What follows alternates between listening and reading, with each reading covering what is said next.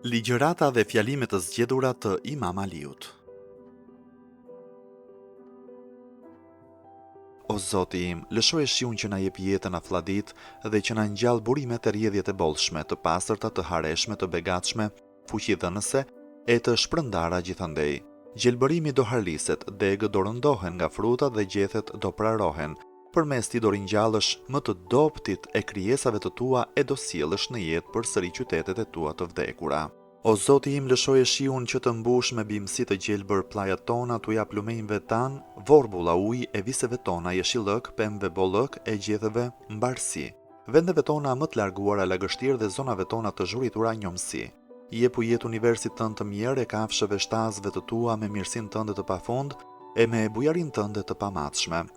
Derdhe shiun bine të paprerë të rënd e lagës deri në palc që njëra vale ti të përplaset pas tjetrës, që njëra pikë e tij të shtyt tjetrën, derisa të krijojë një çurk të vetme që vetëtimat e reve të mos jenë të rreme, që faqet e tyre të mos jenë shterp dhe vetëm re të bardha e të hallakatura, e që rebeshi i tyre të mos jetë i lehtë. Vetëm kështu do lulëzoj me gjelbërim të harbuar çdo gjë e prekur nga uria, e kështu do risjell në jetë hareja e tij çdo gjë të zhuritur nga etja.